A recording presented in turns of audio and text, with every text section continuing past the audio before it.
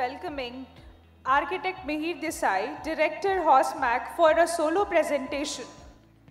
My name is Mihir. I've been a healthcare architect for the last 10 years now. I'm also professionally a cartographer. I deal with spatial data analytics and spatial data visualizations for healthcare management and consultancy in the public health policy sector as well. So today's presentation is titled Optimizing Hospital Layouts. So presentation is a mix of layouts, models, images, and some diagrams. And I'm quite sure you enjoy it. It's visually also quite appealing. So a bit about HOSMAC. So we are 150 plus people who are only specializing in healthcare planning, healthcare architecture, MEP, interior designing, as well as equipment planning and project management. For today's presentation, what I thought it would be nice is to start building a framework for approaching a green hospital idea, because in order to optimize a hospital layout, you have to think green, which means that you have to sort of balance the direct and indirect experiences of nature within the architectural layout that you are proposing as a healthcare planner. In order to optimize a layout for a hospital facility, you need these three things. Facility in performance should be very good. Operational costs should be as less as possible. I think that's what all of us like about our practice in the healthcare field. And of course, faster patient recovery. Faster patient recovery means better ability of your hospital to show that your efficiency in treating them is very good and reputed. So the presentation is kind of organized like this. The three parameters are at the top. You have a representative image that I will explain. And I will be speaking about direct and indirect ways of greening a hospital with some of the elements of direct and indirect approach. Firstly, at HOSMAC, what we are trying to do is develop in-house capacity to understand how, when we plan large medical campus projects, how are they able to cross-ventilate themselves so as to optimize indoor air quality, as well as reduce the load on HVAC systems by cooling the ambient temperatures. Of course, fresh air cognition also helps to improve patient mood in alleviating depression or stuffiness, which is very common in hospitals if you're not ventilating them correctly. So that's what we try to do, is try to create a temperature differential in the hospital campuses. This is a medical college campus we are doing currently in Kolkata, where we are able to get a 4-degree temperature differential during the summer just by understanding how the building can be shaded. This is a medical college project that we are doing currently in Gujarat, where we are also trying to repeat the courtyard architecture multiple times along the east-west axis so as to reduce the temperature heat gain in the interior of the building. This is one of our first medical campus projects, Believers Church in Tiruvalla, Kerala, where we have tried to use convection within the interior courtyards to optimize the indoor air circulation. Of course, fresh air convection is only possible in spaces which are not critical. So in public space, as a healthcare architect, I would really recommend, if as a hospital administrator, you want to go for fresh air convection. So the image that you saw before was from this corridor. It basically looks out into this space. That's a really nice daylight space, triple heighted. So deep plans in healthcare architecture is good if you avoid it, but you also need the luxury of having that much land on which you can spread the infrastructure. If you avoid deep plans, it's possible to lessen the load on electricity lighting.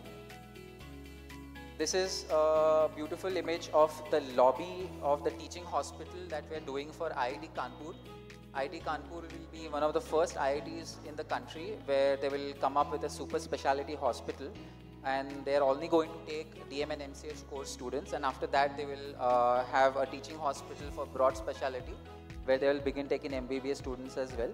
So really good architectural use of natural daylighting and opening up the north facade of the building to kind of bring daylight into waiting spaces, registration and admin areas.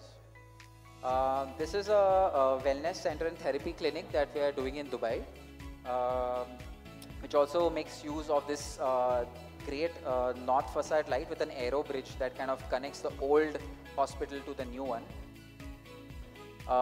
In Bangalore, we did a project where we were lucky enough to convince the client to have a complete glazed facade for the inpatient areas, and it works wonders because when you're knocked out cold, or if it's a single family room that you're sharing, we noticed many times that people like to see outside the view of the city even if there's no green there.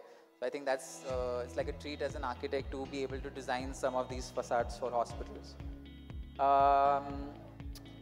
Daylight potential is very important.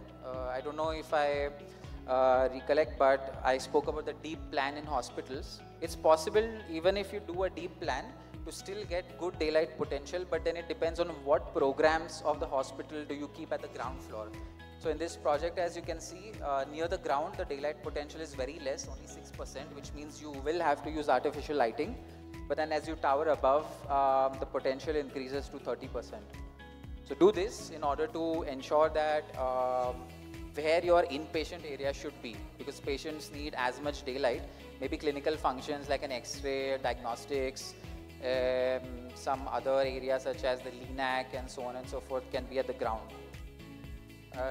Again, it's important that you also design your building to have as less sun hours exposed to the east and the west. We live in the part of the world where the east and the west gets most amount of bombardment of thermal radiation. In the east, morning sunlight, and in the west, the evening sunlight. So here you can see in this project, the north as compared to the east is much more open to sun. That's where you want to have most of your shading happening. Also notice that the surface area on the east is lesser than the surface area towards the south. It's also conscious by design, how you kind of mask and orient your buildings to the current local climatic conditions. Very proud to introduce Maharashtra's largest ophthalmic hospital that we are doing at HOSMAC. This is for a group called the Madhav Netralaya. They are coming up with a 250-bedded specialty hospital for eye care.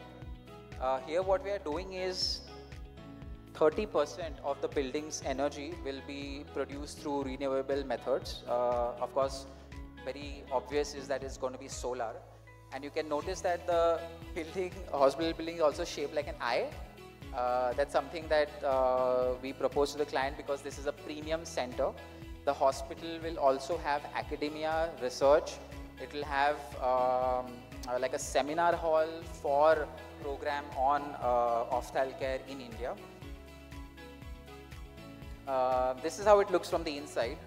Very beautiful lobby, makes use of natural daylight from there, and we have also tried to incorporate a really sleek clear story window in order to ensure that when patients are on the first, second level floor, they're not hidden away from the main public view, so that they can kind of see the activities happening inside the hospital. Yeah. Aurangabad, also a medical campus that we are doing for shrimps, where we are trying to use Expo stone and clay brick tiles in order to ensure that we use a good variety of heat conductive materials within the building. Private hospital in Juhu. Really nice open windows to the beach where you can see coconut trees and the airstrip. I won't take the name of the hospital because then they will know I clicked a picture and presented it. But yeah, IPD layouts really need good biophilic engagement with the outdoors and the inpatient areas. This was really nice. It's a picture also of the same hospital, but this lady was kept on the stretcher, but she was just looking outside in the garden. Which is why when you design gardens, it's also necessary that you design them keeping local species in mind, because they use less water in their maintenance. So you're not only optimizing the interior of the hospital, but also the exterior. AI generated image. for a premium hospital that we are designing in Maharashtra, where we try to incorporate a microclimate using lotus and sort of a rainforest bio envelope around some of the premium daycare areas in this hospital. Courtyard layouts, important to frequent your patient to gain natural daylight, because sometimes they get kind of disassociated with the surroundings, they can be confused. Water,